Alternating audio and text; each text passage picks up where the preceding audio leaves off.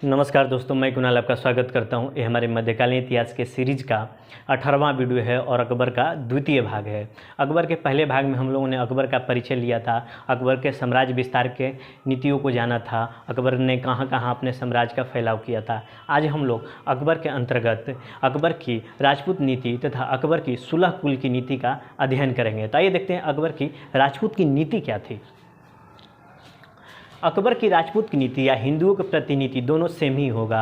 Exam में अगर पूछता है हिंदुओं की नीति या राजपूत की नीति तो दोनों एक ही आंसर आप लोग लिख कर चले आएंगे, क्योंकि राजपूत अंततः हिंदू ही थे। अकबर इस्लाम धर्म से संबंधित था और इस पर इस्लाम धर्म का प्रभाव भी था और धर्मगुरुओं ने इस पर प्रभाव डालने का प्रयास भी किया, किंतु इनसे पर अप्रभावित रहते हुए भी इसने उदारवादी नीति अपनाई। उदारवादी नीति ही राजपूत नीति के परिणाम के रूप में हमें दिखाई देती है। उसके बाद हम लोग देखेंगे कि अकबर की जो राजपूत नीति थी वो नव साम्राज्यवाद की नीति के नाम से जाना जाता है। आगे चल कर अंग्रेज़ों ने भी सेम चीज़ें अपनाई। नव साम्राज्यवाद को नियो कॉलोनिज्म इंग्लिश में कहते हैं। तो ये आगे चल कर अंग्रेज़ों ने अपनाया, जिसके स्वरूप में प्रिंसली स्टेट अस्तित्व में आए।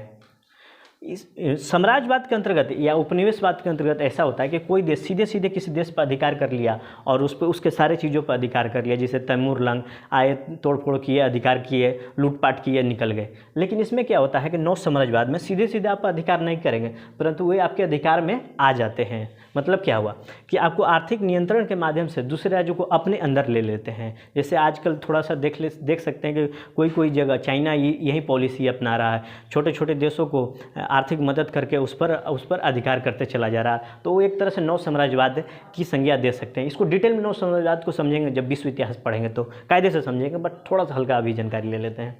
ठीक है, राजपूत इसके अंदर राजपूत साम्राज्य को सीधे सीधे नहीं मिला था। राजपूत स्वतंत्र होते हुए भी स्वतंत्र नहीं थे। ठीक है, राजपूत युद्ध, संधि, वैवाहिक संबंध के माध्यम से अपने को सरेंडर करते थे, फिर भी अकबर उन्हें राजा बने रहने देता था और बट वो राजा उनके अधीन काम करता था। संप्रभुता पर पूरी तरह अधिकार नहीं कर लेता था, बट उनके अधीन रहने के लिए बेबस कर देता था। लेकिन स्वतंत्रता को नियंत्रित किया जो भी था, लेकिन अकबर उन्हें राजा बनने दिया, लेकिन उनकी स्वतंत्रता को नियंत्रित किया और इस तरह से वो अकबर के अधीन आ गए। आगे हम लोग देखेंगे कि साम्राज्यवाद के विस्तार के साथ कई चीज़ों की आवश्यकता होगी, क्योंकि मुस्लिम बहुत ज़्यादा अब अल्पसंख्यक उस समय थे। तो नौकरशाही तंत्र बड़ा हो रहा है तो लोगों की तो ज़रूरत पड़ेगी, तो स्थानीय लोगों की ज़रूरत पड़ेगी। अगर साम्राज्यवाद का विस्तार हो रहा है तो सेना की भी ज़रूरत पड़ेगी, तो इसमें स्थानीय लोगों की ज़रूरत पड़ेगी। आगे चल कर अंग्रेज भी यही नीति अपनाते हैं, स्थानीय लोगों की भर्ती करते हैं। साम्राज्य विस्तार के साथ नौकरशाही तंत्र भी बड़ा हो रहा है तो स्थानीय लोगों को भी शामिल करेंगे। साम्राज्य विस्तार की महत्वाकांक्षा के कारण उसे राजपूतों के प्रति नम्र या उदार नीति अपनानी पड़ी। आगे भी देखेंगे कि आगे चल के कि राजपूत जो होते हैं सैन्य और शौर्य क्षमता में एक अद्भुत होते हैं और उनकी स्वामी भक्ति भी बहुत ही अद्भुत होती है। ये इतने वीर सेनापति होते थे कि युद्ध में मर जाएंगे लेकिन युद्ध क्षेत्र को नहीं छोड़ेंगे। तो इस वजह से अकबर इनसे बहुत ज़्यादा प्रभावित था। अकबर इन चीज़ों से अवगत भी था कि राजपूत बहुत बड़े सेनापति भी होते थे, वीर होते थे, वो अपनी आन पर ले लेते थे, मर जाएंगे पर युद्ध क्षेत्र को नहीं छोड़ेंगे। तो अकबर इन सब चीज़ों से परिचित था, इसलिए उन्होंने अपनी सेना में राजपूतों को शामिल किया और बड़े पद भी दिए। आगे और देखते हैं।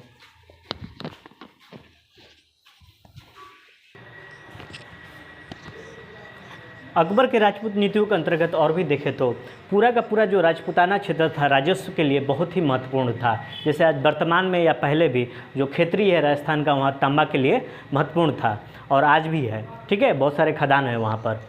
तो इस वजह से भी उस अकबर का ध्यान राजपूताना पर था, जो आज राजपूताना राजस्थान के नाम से जाना जाता है। अगर पश्चिमी बंदरगाह तक पहुंचना है, क्यों पहुंचना है पश्चिमी बंदरगाह का? क्योंकि दिल्ली और आगरा बहुत बड़े व्यापारिक केंद्र बन चुके थे और इनको पश्चिमी बंदरगाह से जोड़ना हो, यानी गुजरात वाला पार्ट से जोड़ना हो, तो इसके लिए राजस्थान बीच में आता है और राजस्थान को जीतना आवश्यक हो गया था। इसीलिए अकबर बार बार चित्तौड़गढ़ पर हमला कर रहा था, क्योंकि चित्तौड़गढ़ राजस्थान राजपूताना का द्वार कहा जाता था, उसको भेदना बहुत ज़रूरी था। इसलिए पश्चिमी बंदरगाह तक पहुँचने के लिए राजस्थान पर कब्जा करना जरूरी था। अकबर को दक्षिण में भी अगर विस्तार करना है, अकबर को नीचे साउथ में भी विस्तार करना है, तो राजस्थान से जाने का रास्ता सूटेबल रास्ता उसको दिखाई दे रहा था, इसलिए इस पर राजपूताना पर अधिकार करना चाह रहा था। अकबर की राजपूत नीतियों के अंतर्गत राजस्थान में राजपूत जो थे वो शासन कर रहे थे, परंतु आपस में इनकी एकता नहीं थी, ये संगठित नहीं थे, आपसी विवाद हुआ करता था। इस वजह से क्या हुआ कि ये एक संगठित साम्राज्य नहीं बन पाया। इस वजह से क्या हुआ कि अकबर इसका लाभ उठाया, और अकबर लाभ उठाकर इन पर बार बार हमला किया और इनको तोड़ते रहा और अपने अंदर ले लिया। इसके बाद अकबर जो है डायरेक्ट हमला के माध्यम से नहीं, अकबर ने राजपूतों के साथ 4 तरीके अपनाए, जिसमें वैवाहिक संबंध, युद्ध, समर्पण और राजपूतों को अपनी सेना में ऊंचे पद देकर, अपने दरबार में ऊंचे पद देकर उनके साथ एक मित्रतापूर्ण संबंध स्थापित करने का प्रयास किया।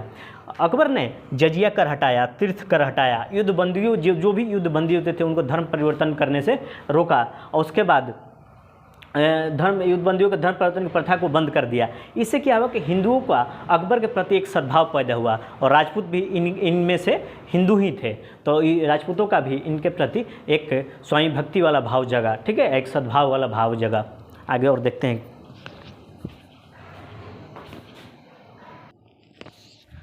अकबर का राजपूतों के साथ 4 प्रमुख तरीकों में से पहला अपना है वैवाहिक संबंध। इससे पहले भी हिंदू शासक, यानी अकबर से पहले भी हिंदू शासक अपनी पुत्रियों का विवाह मुस्लिम शासकों से किया करते थे, लेकिन अकबर ने इसको मजबूती प्रदान किया और वैवाहिक उपयोग किया साम्राज्य के विस्तार के लिए। इसे व्यापक बनाने का श्रेय अकबर का भी अकबर को भी जाता है, वैवाहिक संबंधों को व्यापक बनाने का।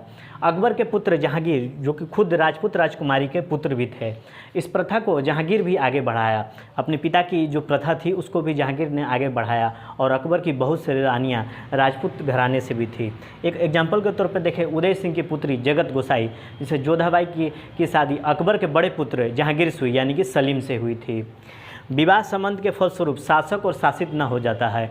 अब माने कि शुरुआत में तो विवाह नहीं हुआ, उसके पहले कोई शासक होगा कोई शासित होगा, लेकिन जब जैसे ही विवाह संबंध हो जाता है, शासक और शासित का संबंध ना होकर रिश्तेदारी में बदल जाता है, दोनों के हित एक दूसरे से जुड़ जाते हैं। इस तरह का संबंध शासन को मजबूती एवं विस्तार देने में एक बहुत बड़ी भूमिका निभाता है। जैसे वर्तमान में आप देख लीजिए कि डिम्पल यादव का शादी वो डिम्पल सिंह थी, और डिम्पल यादव का शादी अखिलेश यादव से हुआ। सिंह और यादव में वैवाहिक संबंध, बाकी ऐसे बहुत सारे एग्जाम्पल हैं। मुस्लिम हिंदू से कर रहे हैं, हिंदू मुस्लिम से कर रहे हैं, तो इस तरह से है। मैंने राजनीतिक घरानों का एक एग्जाम्पल दे दिया।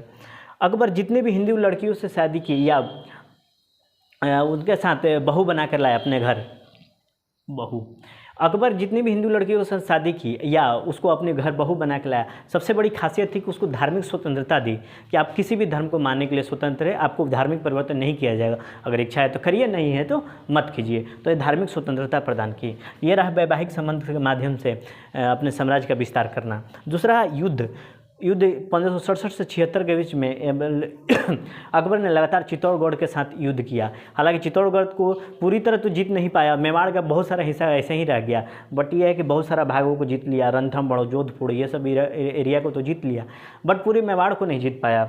चित्तौड़गढ़ के साथ युद्ध हुआ और उस युद्ध में इसने जिहाद का नारा दिया था और खूब सारा कत्लेआम किया था, बहुत सारे राजपूतों को सर काटे गए थे। तो इस वजह से ये अंतिम युद्ध था, ये जो युद्ध था अंतिम युद्ध था चित्तौड़गढ़ के साथ, इस तरह का जिहादी और कत्लेआम वाला। ठीक है, युद्ध तो युद्ध होता है, लेकिन क्या करें।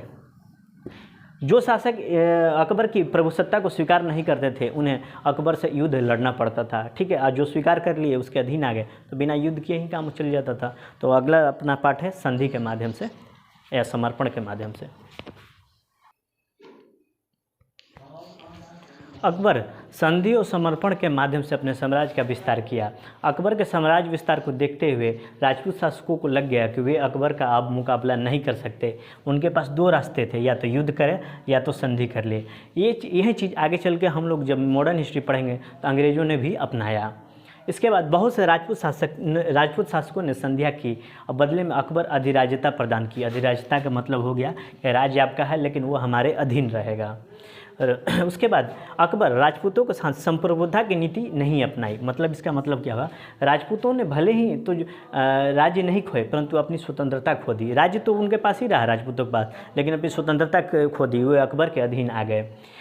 इनकी वास्तविक हैसियत एक जमींदार या सरदार की रह गई। अकबर इनके राज्य में न्यूनतम हस्तक्षेप का नीति अपनाता था। ठीक है, इसको ध्यान रखिएगा। इसके बाद ऊंचे पद के रूप में देखें तो अकबर अपने सेना या राज दरबार में बिना हिंदू मुस्लिम में भेद किए ऊंचे पद पर दोनों धर्म के लोगों को रखा। नौकरशाही में ऊंचे पद भी दिए हिंदुओं को, जिसमें मनसबदार एक नौकरशाही होता है जो 7,000 मनसबदार, जो सबसे ऊंचा पद होता था, केवल 2 लोगों को मिला।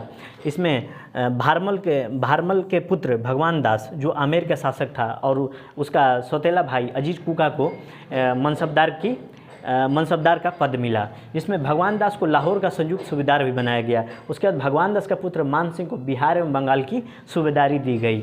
ठीक है। और एक खास बात थी कि अकबर राजपूतों पर इतना भरोसा करता था कि अकबर जब अपने अभियान पर जाता था तो राजधानी की बड़ी बड़ी जिम्मेदारियां राजपूत शासकों के हाथ में सौंप के जाता था। इतना बड़ा विश्वास था राजपूतों के प्रति, इतना निष्ठावान होते थे राजपूत। और ठीक है, तो एक मनसबदार को थोड़ा सा परिचय लेते हैं, उसके बाद अगला पार्ट को देखते हैं।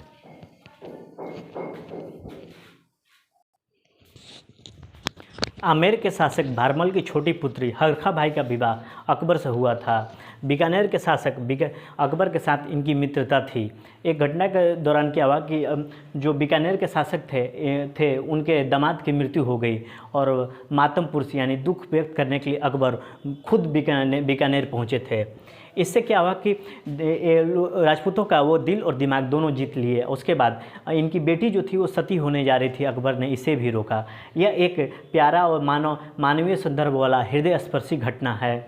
ठीक है, तो आप लोग समझ लीजिए कि अकबर ने अपनी नीतियाँ कितनी कूटनीतिक तरीके से अपने लोगों का दिल और दिमाग जीता।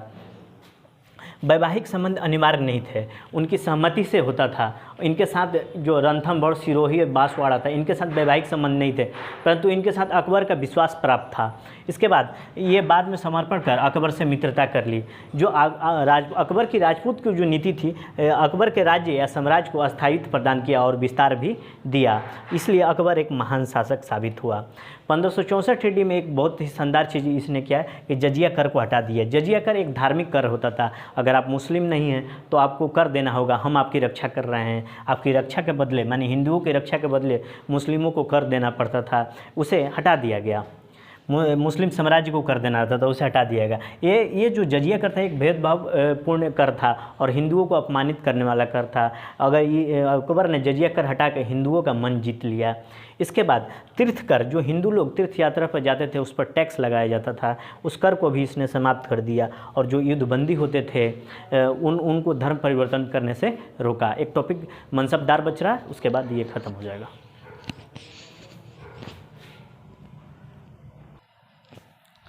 मनसबदारी व्यवस्था को समझते हैं। अकबर द्वारा स्थापित, अकबर ही इस व्यवस्था को लागू किया था। मनसबदारी पद्धति मौलिक रूप से एक प्रशासनिक सामरिक व्यवस्था थी जिसका उद्देश्य अमीरों एवं सेना का एक सक्षम संगठन स्थापित करना था। इसके द्वारा साम्राज्य के 3 प्रमुख शक्ति अमीर वर्ग, सेना एवं नौकरशाह। अमीर एक वर्ग होता था, ठीक है, नौकरशाही को संयुक्त कर दिया गया। और ये व्यवस्था संभवतः चंगेज खां से प्रभावित था, क्योंकि अकबर इन लोगों का चंगेज खां के वंश से संबंध था ही, पीछे आप लोगों ने पढ़ा ही था। सैद्धांतिक रूप से इसमें कुल 66 ग्रेड होते थे और 5000 से अधिक रैंक सामान्यतः राजकीय व्यक्ति को ही दी जाती थी। और इसमें राजपूत योद्धाओं को भी 5000 से अधिक रैंक दिया जाता था, जैसे कि मान सिंह हो गया, आपने पीछे पढ़ा था। सभी मनसबदार बादशाह के अधीन रहते थे। योग्यता और अयोग्यता के आधार पर उनकी उन्नति और अवनति होती थी। मनसबदारों को एक निश्चित संख्या में घोड़े एवं सैन्य सामग्री रखनी पड़ती थी। प्राय एक सवार पर 2 घोड़े रखे जाते थे।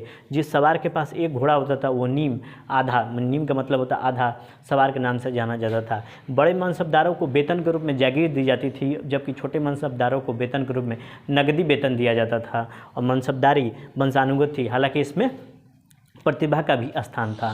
तो ये रहा अपना अकबर का राजपूत कुल की नीति और मनसबदारी प्रथा। कल हम लोग अकबर की सुलह कुल की नीति और उसके कलात्मक योगदान को अध्ययन करेंगे, ठीक है, और अकबर का समाप्ति हो जाएगा। ठीक है, आपके आज भर के लिए इतना ही। आपके सहयोग के लिए धन्यवाद। नमस्कार, जय हिंद।